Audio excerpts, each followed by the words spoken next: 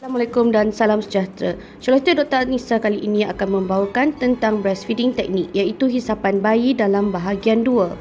Tengok pada penghisapan bayi. Okey, sebenarnya hisapan bayi kepada puting atau payudara ibu, dia ada dua mekanisme, iaitu dia menggunakan suction dan juga dia menggunakan lidah dia untuk ditolak ke atas. Okey, maksud saya adalah seperti ini. Lidah dia perlu bergerak ke atas. Okey, perlu gerakkan ke atas. Okey, up down, up down, up down. Yang ni akan memberikan positive pressure. Okey, positive pressure.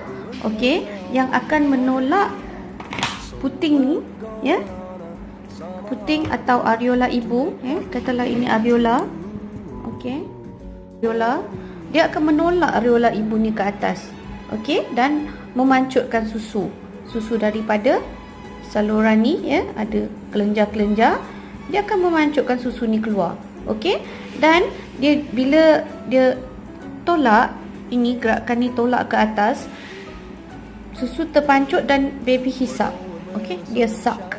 So dia ada satu lagi, sucking mechanism ni atau suckling ni actually disebabkan oleh negative pressure dalam mulut baby. Okey, suckling pressure ni dalam mulut baby ni adalah negative pressure. Jadi one positive is one negative. Jadi bagaimana nak memastikan, ya, bayi mendapat sucking sebegitu yang dapat menggunakan tang dia secukupnya. Okey, jadi kalau apa yang terjadi pada tangtai adalah bila ada thigh dekat bawah ni, ya. Ada thigh dekat bawah ni yang akan mengganggu gerakan lidah ke atas untuk menolak, gerakan menolak areola ni ke atas untuk memancutkan susu. Baby, ya, terbuka luas. Okey, ibarat mulut baby terbuka luas. Kena pastikan bayi memasukkan ini bahagian bawah, ya. Ini bahagian bawah, okey. Ini bahagian atas. Okey, bahagian atas bibir, ini bawah bibir dia. Okey. So jadi cara dia masukkan tu, okey, dia mesti ini breast ibu, okey, breast ibu dia masukkan, dia mesti daripada bawah ke atas. Ini kita namakan asymmetrical latching. Ya, ini adalah latching yang efektif. Ada juga yang boleh terus macam ini. Okey, ada yang terus macam direct macam ni, tak apa. Tapi ada banyak ibu bila pegangan salah, anak tak confident, dia catch daripada atas begini. Okey, bila dia catch daripada atas begini, dia hanya mendapat areola bawah yang sedikit saja. Tisu areola yang bawah tu sedikit saja. Yang atas tu masuk tak banyak, yang atas masuk banyak, yang bawah tu tak banyak masuk. Jadi apabila dia tak banyak masuk yang kat bawah ni, dia nak menolak dengan apa? Lidah dia cuma menolak hanya puting sahaja. Itu yang akan buat friction. Tang tu akan luka. Tang tu akan buatkan menolak puting ni ke arah langit dan menyebabkan nipple crack. Ini masalahnya bila dia tolak dengan lidah. Ibarat ni lidah dia tolak macam ni. Dia tolak macam ni. So jadi benda ni akan langgar dekat yang bahagian atas ni, atas akan langgar kepada langit-langit. Langit-langit. So bila tang tolak dia begini. So cuba bayangkan kalau lama-lama asyik bergeser je, apa jadi pada puting? Puting akan mula crack dan luka. Okey, jadi itu yang kita tak mahu terjadi. Sebab tu kita tak nak baby hisap mulut dia daripada atas. Ini tidak boleh kena kepada dagu baby. Ini nipple ni tak boleh kena kat dagu baby. So cara dia, baby tak boleh menghisap begini. Dia baby kena hisap daripada bawah begini. Jadi apa maksud doktor? Hidung ni bersentuhan dengan nipple baby. Nipple ibu.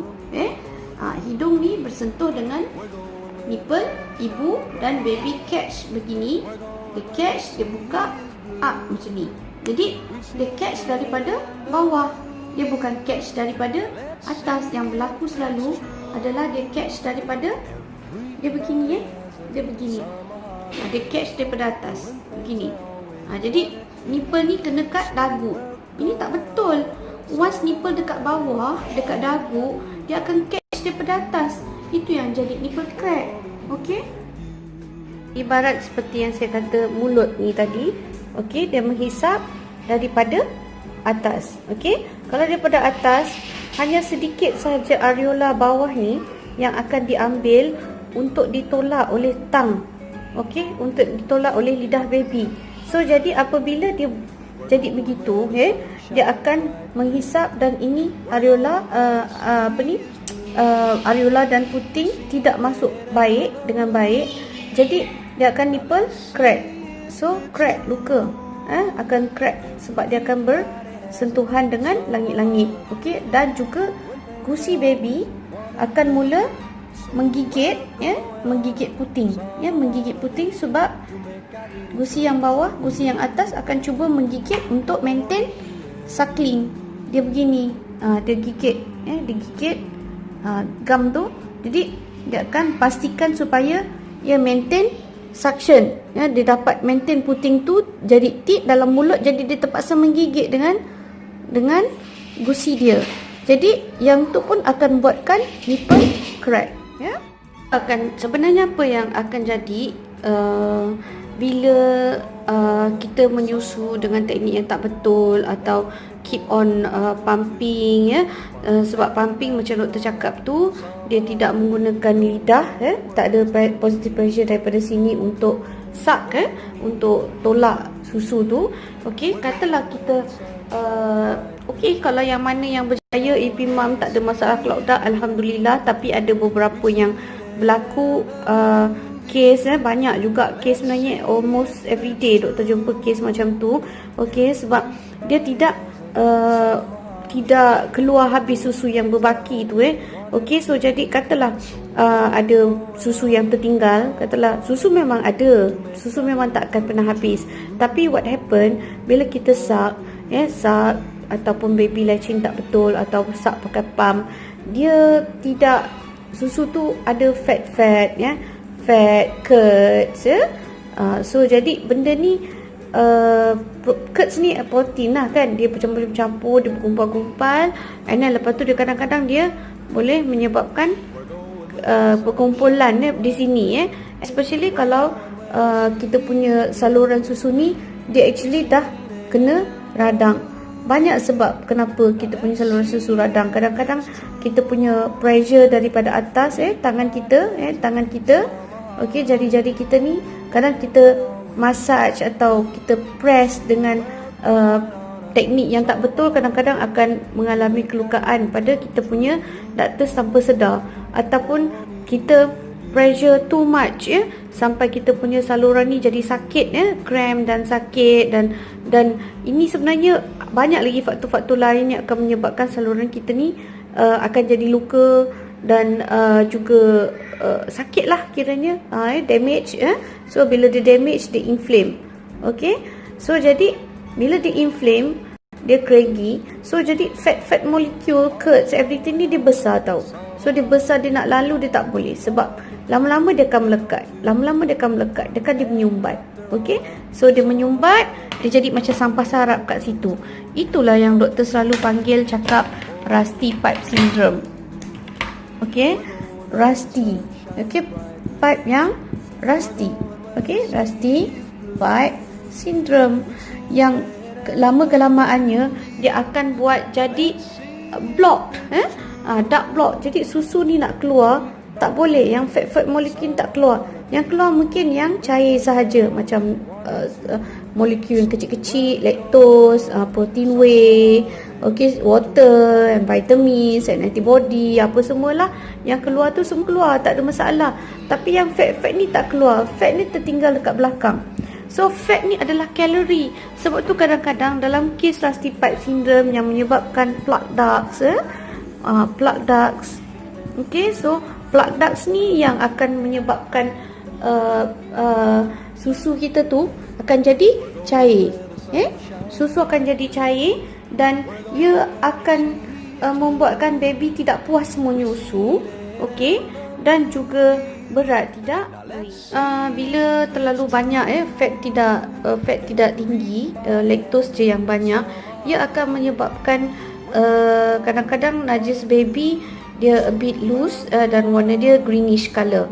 Okay, so tapi bila ada fat means ada bilirubin salts yang akan metabolizekan atau cernakan, digestkan fat tu, dan dia akan menyebabkan najis lebih berwarna kuning, bukan hijau.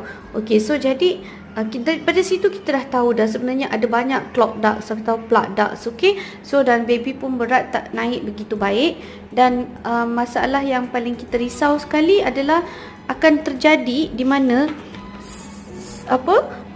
kelenjar, sel-sel kelenjar ni ataupun milk glands ni akan jadi bengkak, dan bengkak yang atas ni akan bengkak sebab dia tidak dapat keluar. Sebab tu kadang-kadang kita tak perasan bengkak ni pada peringkat awal. Selalunya bila dia dah jadi sampai tahap radang, dia akan jadi yang kita panggil mastitis. Okey, mastitis. Yang ni lah end up dia.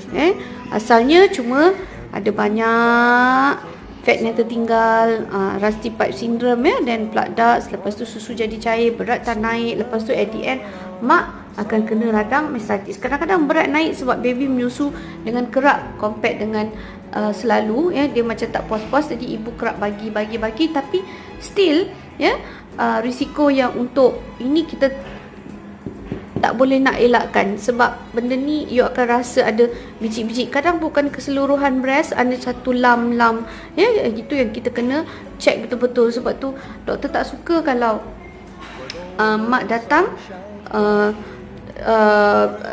tak bawa baby semua. Jadi perlu check, kita kena kalau bawa baby, bawa ibu sekali. So jadi kita boleh check breast ibu sekali. Okey. Baby feed dia mesti breast while breastfeeding. See, nampak baby punya ni, nampak he keep on swallowing walaupun dia punya eye closed, nampak. So because kita pressing lah, kita pressing. Okay,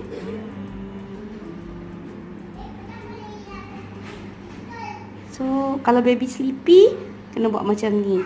Kalau breast engorgement pun akan bantu kurangkan engorgement bila you express while feeding, kan. Ini pun boleh prevent block ducts lah. See, nampak baby cantik je latching, nampak. Okay, tepat sikit boleh, tepat sikit je.